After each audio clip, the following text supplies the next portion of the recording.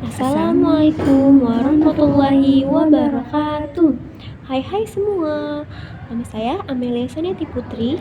Saya Tawihul Adillah. Di sini kami akan membahas materi tentang manfaat dan peran media komunikasi. Mari kita bahas dan simak videonya.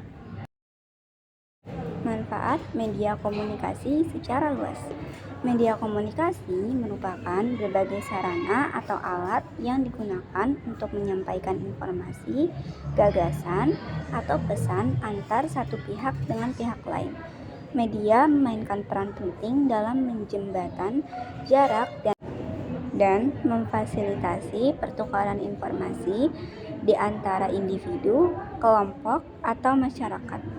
Untuk memudahkan komunikasi secara luas, media komunikasi yang terdiri atas berbagai jenis atau wujud sangat diperlukan oleh praktisi humas.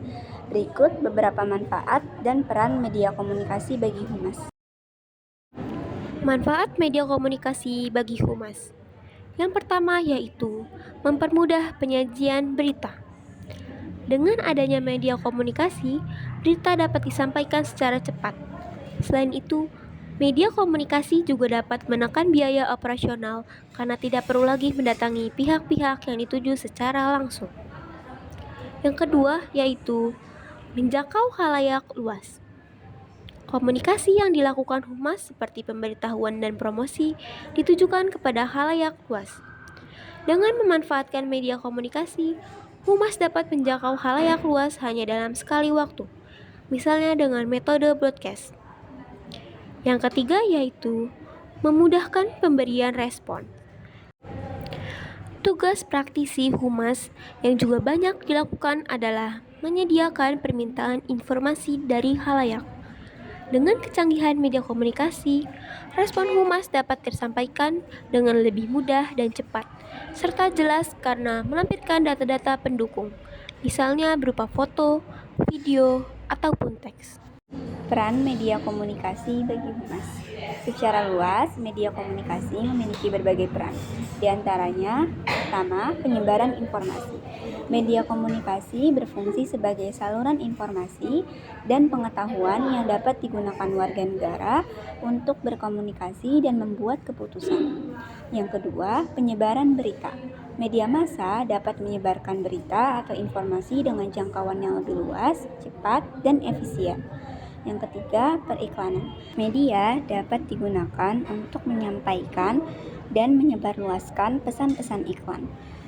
Keempat, komunikasi politik.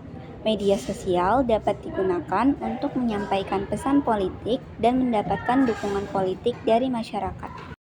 5. Perdebatan. Media dapat memfasilitasi perdebatan yang tepat antara berbagai pelaku sosial. 6. Verifikasi informasi. Media komunikasi dapat diuji keaslian informasinya sehingga pesan yang sampai dapat dikatakan sebagai pesan yang benar maupun valid. Beberapa contoh media komunikasi modern adalah telepon, smartphone, koran, televisi, radio, komputer, surat elektronik atau surel, jaringan internet. Selanjutnya, peran media komunikasi bagi humas khususnya dalam melaksanakan aktivitas kehumasan. Pertama, efektivitas. Media komunikasi merupakan sarana yang berperan mengefektifkan komunikasi. Misalnya, ketika menyampaikan pesan, penggunaannya dapat mempercepat penyampaian pesan serta penerima akan lebih mudah dalam menafsirkannya, sehingga respon yang diterima sesuai dengan yang diharapkan. Yang kedua, efisiensi. Penggunaan media komunikasi dapat mengefisiensikan waktu, biaya, dan tenaga karena tidak perlu mendatangi pihak penerima secara langsung. Ketiga, konkret. Dalam menyampaikan informasi, humas harus berprinsip bahwa hal yang disampaikan dan diterima khalayak merupakan suatu kebenaran. Hal ini karena informasi yang diterima khalayak bersumber langsung dari humas, sehingga kemungkinan penambahan atau pengurangan isinya dapat diminimalkan. Keempat, motivasi.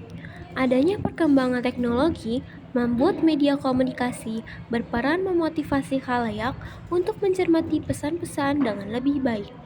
Contohnya, khalayak termotivasi membaca sebuah pesan karena disertai gambar yang menarik. Sekian pemaparan materi tentang manfaat dan peran media komunikasi. Mohon maaf jika ada kesalahan dalam penyampaian. Wassalamualaikum warahmatullahi wabarakatuh.